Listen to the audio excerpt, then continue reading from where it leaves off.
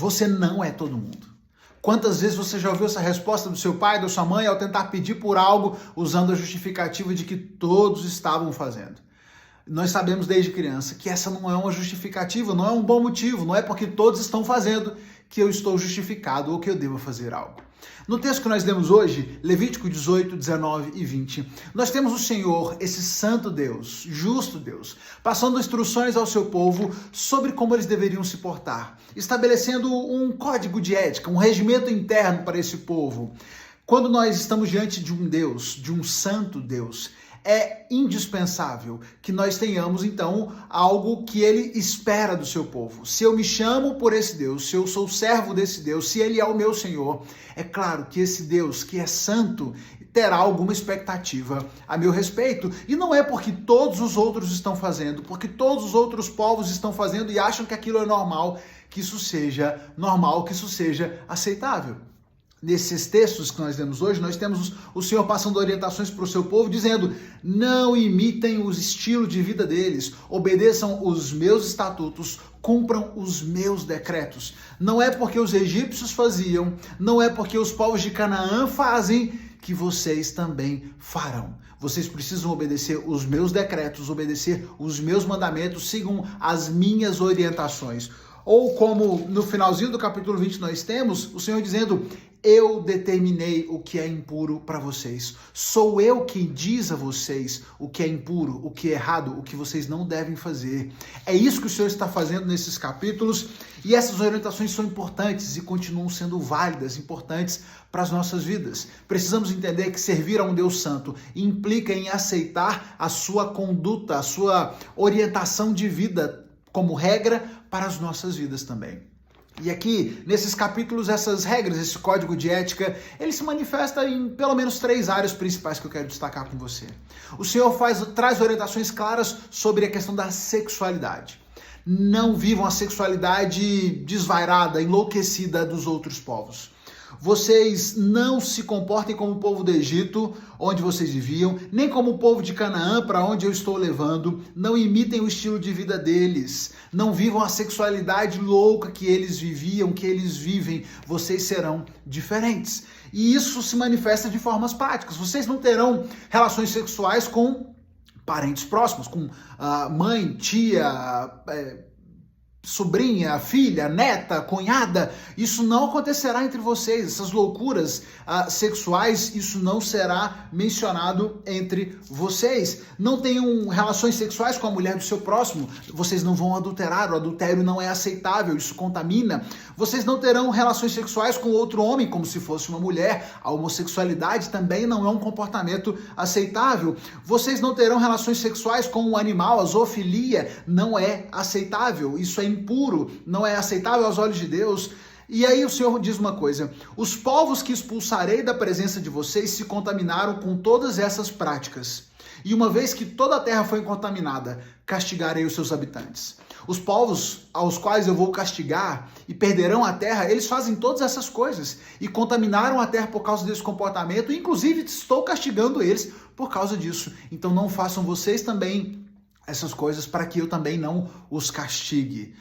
Tudo que essa sociedade moderna nos vende como uma sexualidade evoluída, como normas modernas, como um novo jeito de ver a sexualidade, é só mais do mesmo e velho pecado sexual, promiscuidade, imoralidade. Não há nada de novo nisso. É apenas a sociedade tentando trazer e desvirtuar aquilo que deveria ser vivido em santidade, de acordo com o Senhor, aquele que nos criou. Vivamos a nossa sexualidade de maneira sadia, de maneira santa, da forma como o Senhor planejou e para a qual Ele nos fez para viver. Não à toa, a sexualidade dos nossos dias produz gente frustrada, gente deprimida, gente machucada, gente magoada, que acha que tem tudo, mas vive vazio e sem sentido algum, sem realização alguma nessa sexualidade. Não façam porque todos estão fazendo, não vivam porque todos vivem Assim, esse código de ética também se manifesta na relação com os outros, no trato com as outras pessoas, especialmente no cuidado com os mais vulneráveis. Vocês não vão enganar as pessoas, não vão se aproveitar dos estrangeiros, não vão usar de medidas desonestas, vocês não vão ficar de braços cruzados quando virem alguém correndo perigo, vocês vão confrontar aquelas pessoas que estiverem erradas. Vocês não vão enganar os outros, não vão tirar vantagem do cego, do surdo, não vão tirar vantagem das crianças. Vocês irão cuidem dos mais frágeis, cuidem inclusive dos seus idosos, cuidem dos seus pais, mostrem respeito por seu pai, por sua mãe, cuidem deles. Percebe como o Senhor está preocupado no cuidado e na proteção dos mais vulneráveis?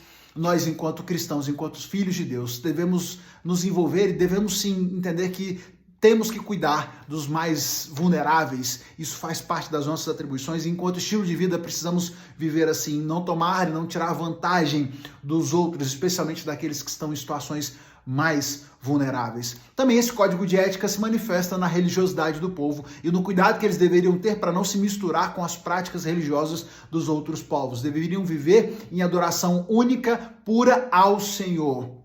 E aqui nós temos alguns mandamentos, algumas orientações, inclusive que talvez nos pareçam meio estranhas, meio diferentes, como não cortem o cabelo dos lados da cabeça, não raspem a barba, rente a pele, quando lamentarem a morte de alguém, não façam cortes no corpo, nem marcas na pele, que alguns vão entender erradamente como se estivesse condenando a questão da tatuagem.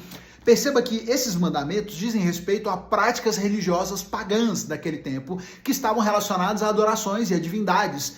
Quando ele fala sobre a questão de fazer marcas na pele diante da morte, do luto, é porque haviam rituais a divindades dentro dessas situações de morte que compreendiam essas marcas, esses cortes na pele. Não façam essas coisas, não adorem essas divindades. O corte do cabelo do lado, a questão do raspar a barba rente à pele, também está dizendo... fazendo menção a práticas religiosas locais ali dos povos cananeus e, portanto, eles não deveriam se misturar, não deveriam se envolver com adivinhação, com feitiçaria, não deveriam se envolver com essa busca de falar com espíritos, de consultar mortos, de procurar médiums. Isso deve servir para a gente de alerta também nos nossos dias, onde existe um sincretismo religioso muito forte e uma busca por aceitação e tolerância por qualquer prática de outras religiões. O Senhor, desde o início da formação do seu povo, ele advertia-os contra essas práticas. Não tolerem, não aceitem, não façam vocês essas práticas, porque não convém àqueles que são meus filhos, aqueles que são do meu povo. Sejam santos, porque eu sou santo, eu sou Deus. E em todos esses capítulos, o capítulo termina com: portanto, obedeçam às minhas instruções, não se contaminem. Capítulo 18, verso 30. Capítulo 19, verso 37, obedeçam todos os meus decretos e a todos os meus estatutos, pondo-os em prática. Eu sou o Senhor. Capítulo 20, verso 25, portanto, façam distinção entre os animais impuros, puros e impuros, entre as aves puras e impuras. Não se contamine com nenhum animal, ave ou criatura que não rasteje pelo chão. Eu determinei o que é impuro para vocês. Sejam santos, pois eu sou o Senhor, sou santo. Separei-os de todos os outros povos para serem meus. O Senhor nos chama a vivermos de forma separada para Ele. Ele separou um povo para ser seu. Nós somos povo de Deus e devemos viver de forma separada. Você não é todo mundo. Não é porque todo mundo faz, não é porque todo mundo está pecando, não é porque todo mundo está vivendo em imoralidade, não é porque atos sejam aceitos pela maioria, que sejam aceitos pelo Senhor e que você esteja justificado ao fazê-los. Vivamos em santidade. Você não é todo mundo. Siga lendo sua Bíblia, aprendendo aquilo que o Senhor de fato espera de você e aquilo que você não deve fazer à luz da palavra de Deus. Vamos juntos, terminando aí, concluindo daqui a pouco a leitura de Levítico, e a gente se encontra amanhã para mais. Vamos lá?